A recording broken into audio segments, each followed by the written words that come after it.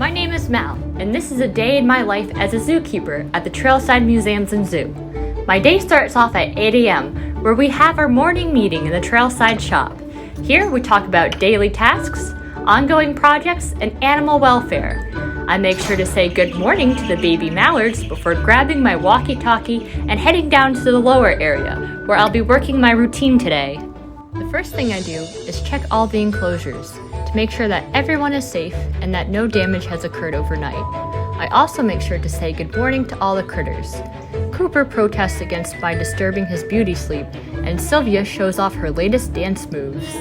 Oh yeah, get it I guess. What a sweet girl. Oh, how sweet.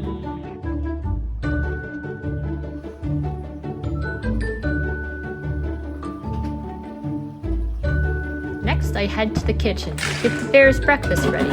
Kibble, nuts, apples, and carrots.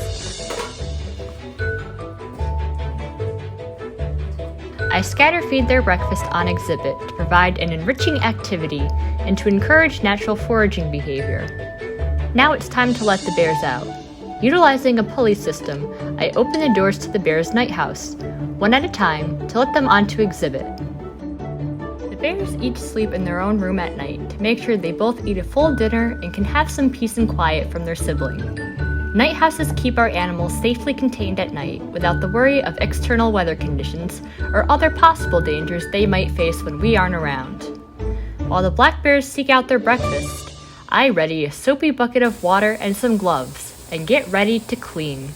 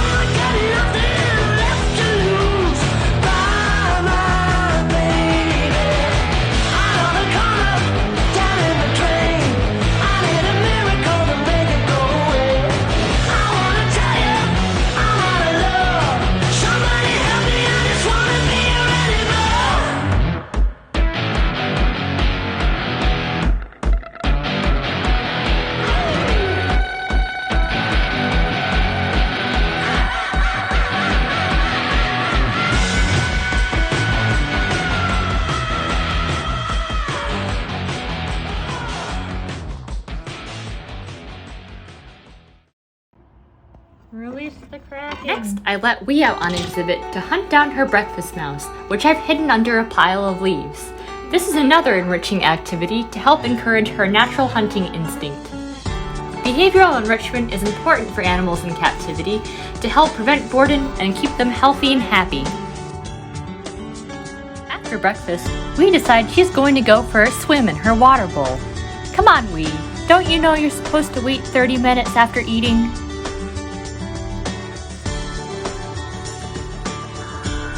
Next, I give Sylvia a breakfast of beef and wet food, and she complained that it was cold and wanted to speak to the manager. Lastly, I give Cooper his breakfast mouse, which he appreciated very much.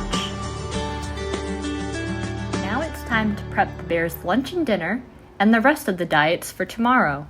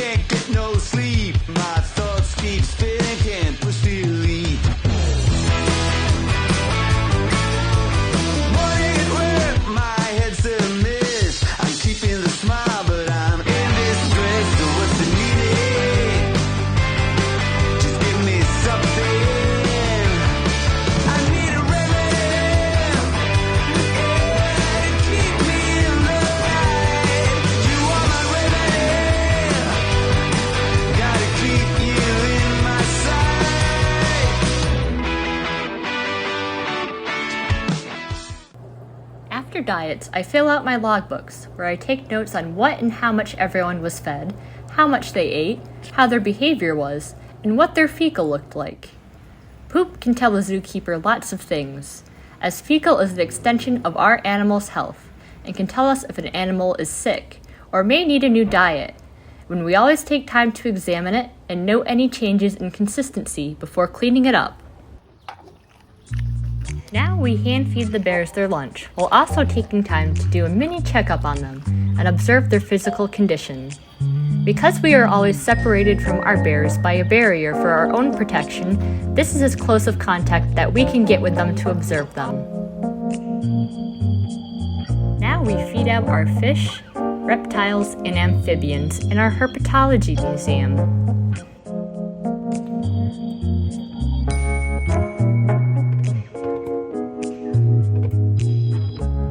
Our two American toads always bicker over who gets to eat the mealworms and the crickets first. Don't worry, guys. There's plenty more where that came from.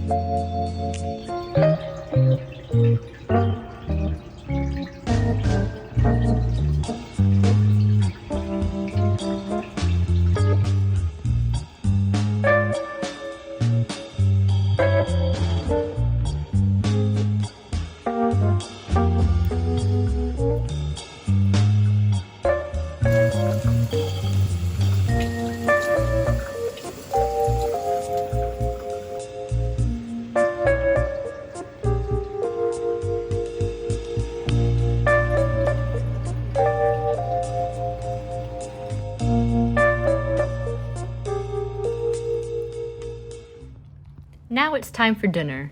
Wee takes her dinner mouse and decides she's going to go for yet another swim, but this time she's going to get her water bowl dirty. Wee.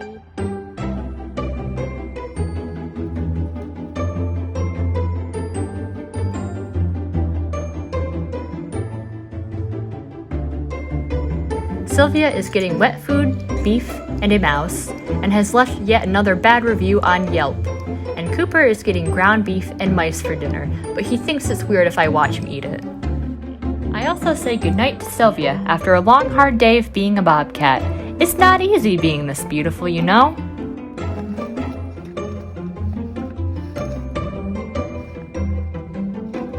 We head up to the auxiliary exhibits to get the coyotes in for the night, where I leave a humble offering of fresh veggies and rodent chow to appease the big beaver, and I DoorDash Jenny her omnivore chow, veggies, and a hard-boiled egg, which she wanted to eat in bed.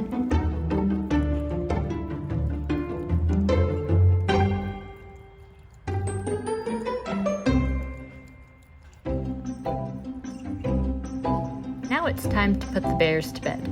Each bear is conditioned with positive reinforcement of dinner to go into their own den. Pal had a few back itches to scratch out before bedtime tonight. Now I chase down the turtles to put them in for the night where they are safe from raccoons. I turn in my radio and lock up for the night.